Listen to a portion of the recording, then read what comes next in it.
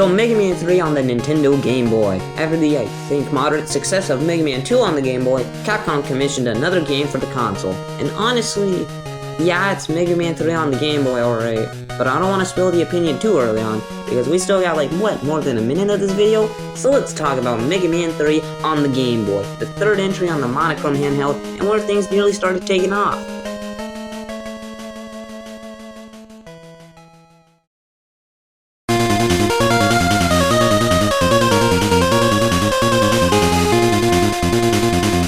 Mega Man 3 on the Game Boy released in 1993, and of course it was a sequel to Mega Man 2 on the Game Boy, and with that it followed the formula set by the first two games.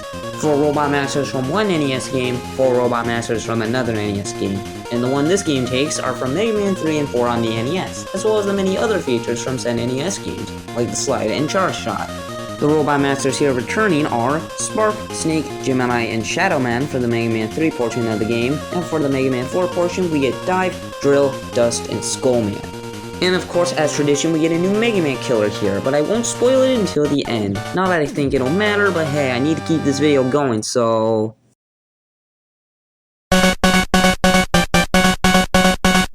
We start out with the Mega Man 3 Robot Masters here, so of course we gotta start out with Snake Man. Snake Man's stage consists of really fast enemy placements, and of course, giant snakes taking up our path. We reach the sky, have a dozen or so heart attacks, then face off Snake Man, who is actually just as easy as he was on the NES. Only difference being his weakness is Spark Chalk instead of Needle Cannon, because Needle Man isn't in this game, so there had to be some shifts to compensate for this kind of formula.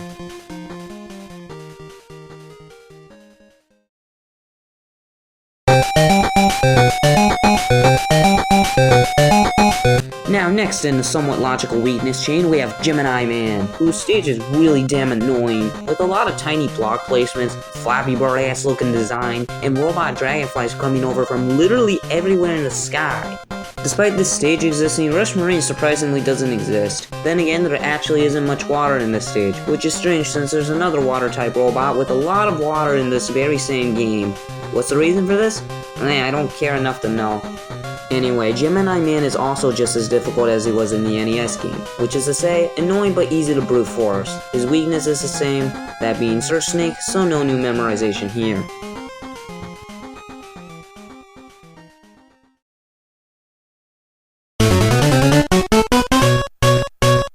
Now that Gemini Man is done, we move on to Shadow Man, whose stage is actually the easiest in the game.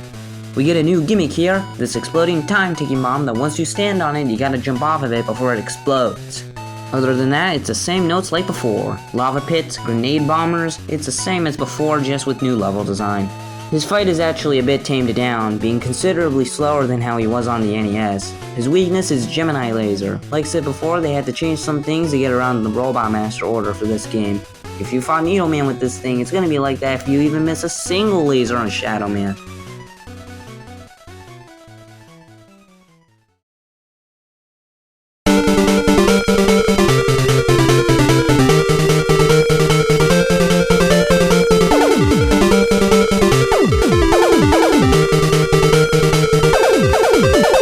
After Shadow Man, the final one of the 4 here is Spark Man, whose stage is legitimately the hardest here. Zapper lines, sparkers, hell even the garbage blocks are back and they're just as annoying as before.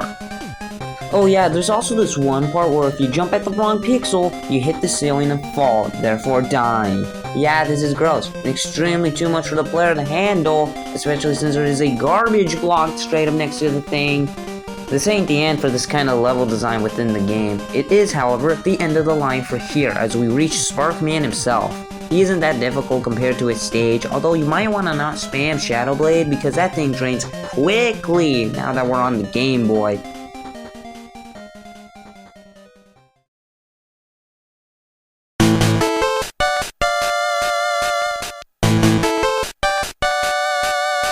Alright, so wait, this isn't the second half of the Robot Masters. Are we actually at the end of the game? Surprisingly no, because we have a middle Wily stage to play through.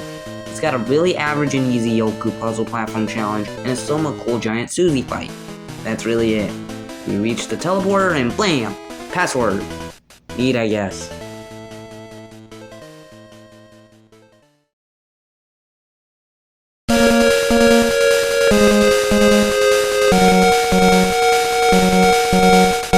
Dustman's stage is genuinely one of the worst stages I've ever played in a video game, being even worse than Sparkman's stage from earlier. The same gimmicks are here from the NES, but they are butchered to complete hell. The dust hoppers still pop out of nowhere, even in small, tight corridors. The crushers are still here, but they are extremely tedious. And of course we have mandatory spike rooms, because what's difficulty without spikes being all over the place? And don't even get me started on the pits. I have died to these pits more times than I can count on my first playthrough of this game. So much so I genuinely decided to go to Skullman first, then Dustman. You know how hard it is to take me, out of all people, to do something out of order? The annoying dust hoppers, the boring and tedious garbage crushers, the abundance of spikes and pits, all that makes for a genuinely terrible stage and one that I never want to come back to. The boss fight isn't that great either. While the fight is the same, it's the weakness that's a problem. None of the weapons do that great of damage. Drill Bomb doesn't really do much damage, only 2 points from what I can tell, and every other weapon does 1 point rather than 2. The best option honestly is to just use Charge It to Buster Shots. They do 3 points of damage, and if you have enough patience, you can wait out his pattern. Legitimately the worst part of the game for me honestly, and that's sad. Dustman has such a cool level in the original NES game, and to see it butchered and shrunk into this scrappy mess of difficulty makes me really effing depressed.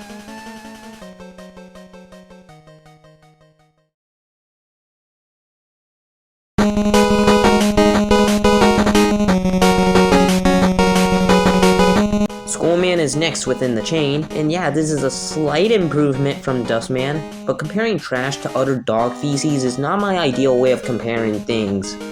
Like Jesus Christ, there are so many tight platforming sections. Oh, I've died to this E-Tank more times than I should have. It's too cramped for literally anything you do in this stage. The only good thing I can say about this is that the new background here is cool. Better than the original, honestly. Gives it a more indoors atmosphere than just blank outside sky.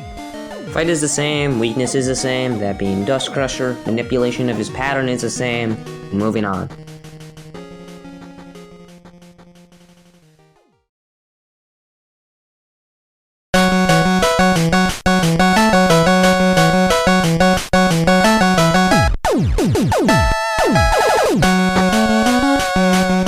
Now you remember that stage with a lot of water I was talking about earlier?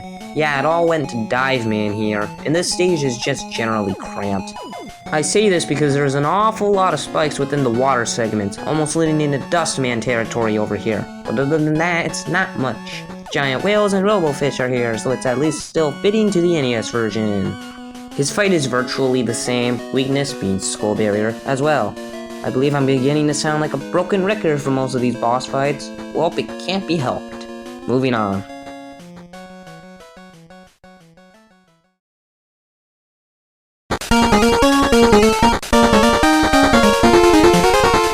Drill Man here has the second hardest stage in this portion of the game, and yeah, it's more toned down from Dust, Dive, and Skullman, but it still ain't that great.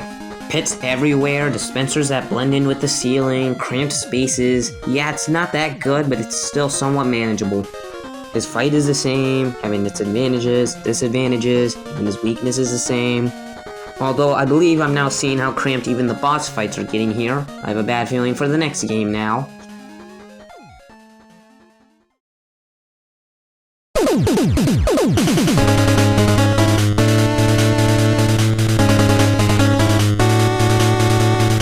After finally defeating all of the 8 robot masters, we head on over to Wily's castle to finally finish the game. We get a cutscene and oh dear, what is that? It's the third, technically second, Mega Man killer. Yes, he's here. He's tough. He's rough.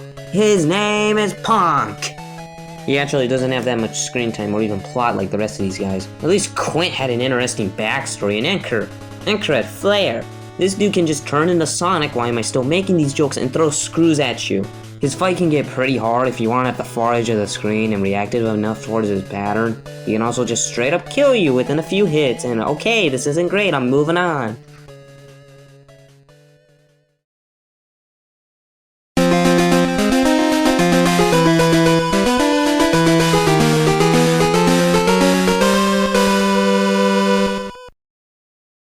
After defeating Punk back at Wily's castle, Wily then retreats to his new secret area, the Wily Marine Sub-Fortress. Yes, it's as cool as it sounds, but it's also freaking difficult, Jesus Christ! So take everything I said about every single Robot Master stage from this game that I talked about earlier within this video, and combine it into one stage. Okay, maybe I'm over-exaggerating a bit here, but can you really blame me? A very tight ladder hallway, a crammed spiked rush jet section, very annoying enemy placement, very precise platforming, and hell, even that isn't the end of it. There's like 2 full levels within this Wily stage. Giant Susie returns, you keep climbing down and down this tower. Man, I'm just wanting this to be done already. If you play this enough times, maybe you can get by it like I have most of the time. But come on, even I think this is a bit too much, even for the end of the game. I think I've also forgotten to mention this within the review, but this game has a real bad habit of straight up repeating level design rooms, and this level is more than apparent enough to show it. Half of these sections look the damn same! And after all of that, we get to the Wily boss fight, which has 2 phases. No extra boss, but that's okay. The first phase has us charging our buster to shoot at the Wily machine's eyes while we avoid missiles and the Wily machine trying to stop us. Second phase has us using Screw Crusher we acquired from Punk as Wily's weakness, and also the only way to even attack Wily. All the other weapons bounce off of his machine, and trying to use Rush won't be easy because of these stupid orbs shooting out of his cannons. Heck, even if you do succeed with Rush, your buster shots will just deflect. So you better hope you don't run out of energy for Screw Crusher, but with enough patience and hopefully enough E-tanks, we finally defeat Wily and complete the game. Of course Wily escapes though, and we make it out alive. God damn it. Well, the credits begin to play, while Mega Man marches all the way back to his home to once again end another monochrome journey.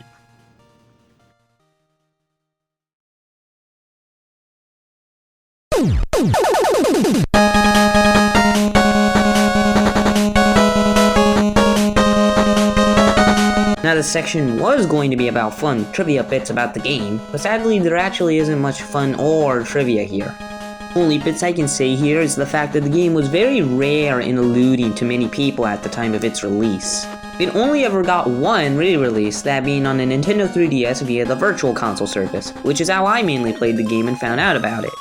The other piece here is that the killer of this game, being Punk, got many reappearances within the Mega Man franchise after this game.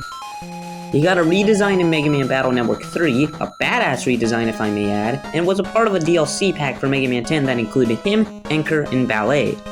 That's also where the official number for the killers comes from. Getting the feeling they forgot someone.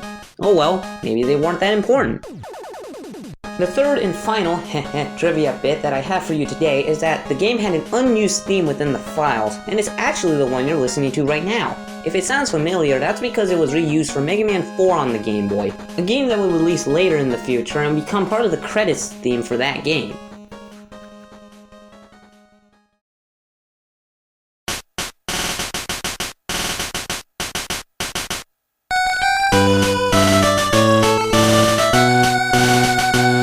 Overall, I think Mega Man 3 on the Nintendo Game Boy is pretty much the worst classic Mega Man Game Boy game. Heck, maybe even the worst classic Mega Man game in general.